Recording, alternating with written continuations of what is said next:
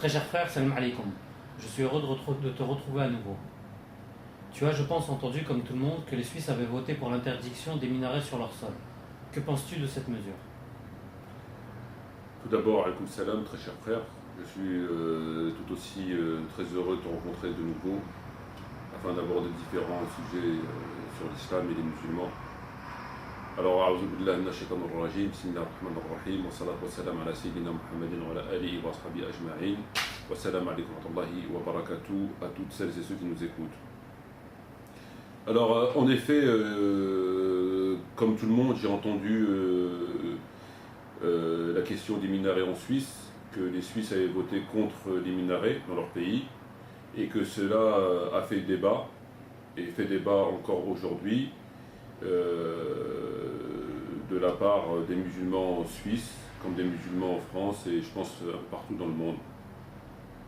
Ainsi, on a pu constater que les Suisses avaient donc voté contre les minarets dans leur pays, et que cela avait provoqué des réactions des hommes politiques, des musulmans, des simples citoyens, etc.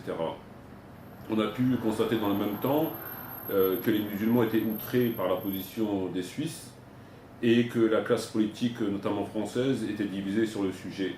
À savoir que certains parmi eux trouvaient ce vote, cette position tout à fait, je dirais, normale, quant à d'autres trouvaient que cette position était islamophobe, etc. Alors moi je suis, ma position malheureusement, je dirais malheureusement, est encore une fois différente de celle qui est généralement connue, que ce soit en matière de religion. Je suis toujours un petit peu à l'écart, je suis toujours un petit peu différent de la masse. Et là encore une fois, j'ai pu constater à travers les propos que j'ai entendus ici et là, que certains étaient outrés, que certains trouvaient ça un petit peu normal, etc. etc. Mais je n'ai pas entendu, en réalité, surtout de la part des musulmans, une réaction, je dirais, intelligente et ayant un minimum s'appuyant sur un minimum de discernement et sur un minimum de science. Et je vais dire pourquoi. Les musulmans en Suisse sont outrés par la position des Suisses par rapport aux minarets. Les musulmans d'Europe, et notamment de France, sont outrés par la position suisse sur les minarets. Mais moi, je suis outré par la position des musulmans eux-mêmes. J'ai du mal à comprendre que lorsque on est musulman, qu'on accepte de vivre sur une terre qui est de toute évidence non musulmane, c'est-à-dire mécréante, et qu'on est soi-même musulman, donc, et qu'on vient de vivre sur cette terre, donc en totale contradiction avec la loi fondamentale, notamment la loi fondamentale qui interdit à tout musulman de vivre et donc de se soumettre à des lois autres qu'islamiques, et qui par conséquent implique forcément une dénaturation de leurs pratiques.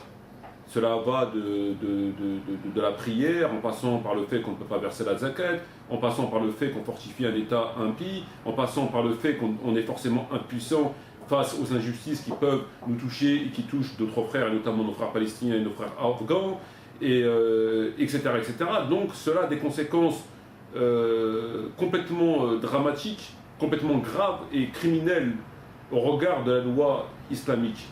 Donc lorsque, de façon tout à fait librement, on choisit d'adopter cette position et d'être en totale contradiction avec les lois fondamentales de l'islam, et donc notamment celle qui interdit à un musulman de vivre sur un territoire non musulman et donc de se soumettre à ces lois, j'ai du mal à comprendre pourquoi on s'attache tant à des minarets.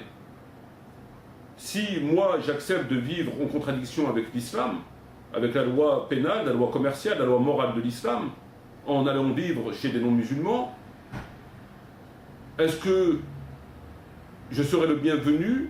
Est-ce que je serai recevable dans ma demande lorsque je ferai mine d'être outré parce que tel gouvernement, tel parti politique veuille interdire ou interdise telle et telle pratique de l'islam, attachée à l'islam?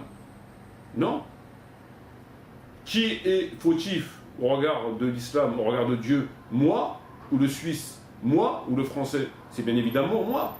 Moi qui, de mon propre choix, délibérément, va à l'encontre de la loi fondamentale en vivant chez les mécréants et en étant complètement à l'opposé de l'islam, de ce fait, j'ai plus aucune revendication, je ne suis plus recevable dans mon revendication, car deux lois, deux états, deux morales ne peuvent, surtout si elles sont opposées, ne peuvent cohabiter, c'est bien évident. Donc moi je suis vraiment étonné par rapport à la position des musulmans qui, dans leur grande majorité, vivent à l'opposé de l'islam et qui sont condamnés, avant d'être condamnés par les Suisses à travers les minarets, sont condamnés par leurs propres livres, viennent ensuite, je dirais pleurnicher, parce qu'on leur refuse des minarets, lesquels ne sont même pas une obligation dans l'islam. Ça me semble complètement paradoxal. Ainsi, la position des Suisses, pour moi, est tout à fait logique. Lorsqu'on va chez quelqu'un et que ce quelqu'un est un non-musulman, on doit se plier à ses règles. Donc il faut choisir, on ne peut pas s'asseoir sur deux chaises. Il faut choisir, ou bien on respecte les lois de l'islam et la morale de l'islam, qui nous ordonne entre autres de mettre en application le Coran et la Sunna, et aussi de combattre les non-musulmans. Et dans ces cas-là, on a pris une position qui est très claire, ou bien on abandonne la loi de l'islam et qu'on va vivre chez les mécréants, et qu'on doit donc se soumettre à leur loi et à leur morale. Ça me semble tout à fait logique.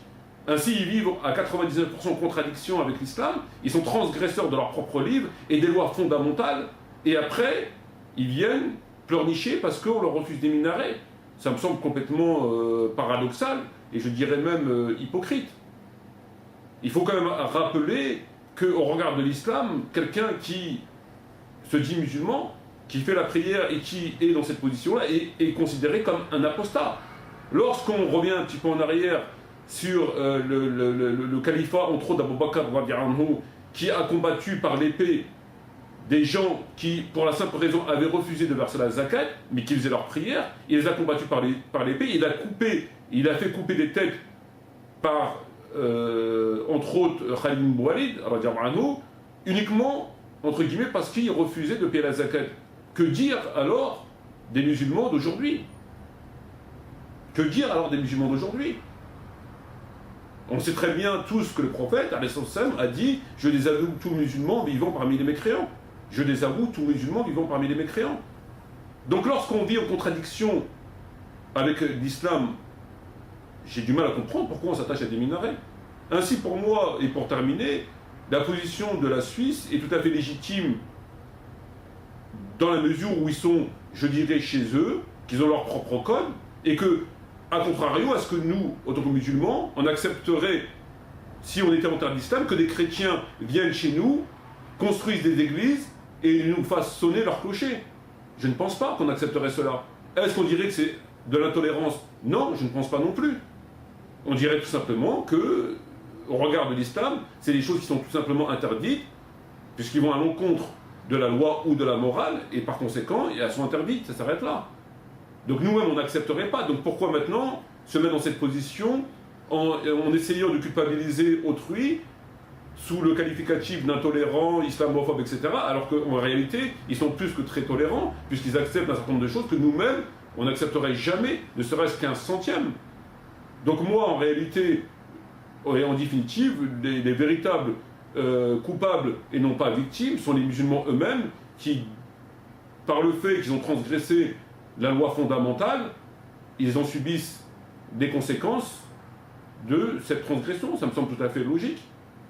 Et que les Suisses, ou les Français, ou les Européens, ou les non-musulmans, les polythéistes, etc., n'ont absolument rien à voir d'islamophobes ou de je ne sais quoi. Pour moi, ça me semble tout à fait logique. Et les premiers coupables sont eux, et cela au regard non pas de la loi suisse ou française, mais au regard du Coran lui-même. Voilà ma position. Donc j'espère que j'ai été clair. Je te remercie de m'avoir posé cette question, car j'ai vu qu'il y avait un certain nombre de réactions qui en réalité étaient des réactions tout à fait erronées, et je tenais à donner ma position afin de faire part de mon message à un certain nombre de personnes qui, j'en doute pas, sont complètement sincères, mais malheureusement sans repère. Sur ce, je te remercie, et puis j'espère à bientôt, Inch'Allah. Je vous remercie, salam alaikum wa rahmatullahi wa barakatuh.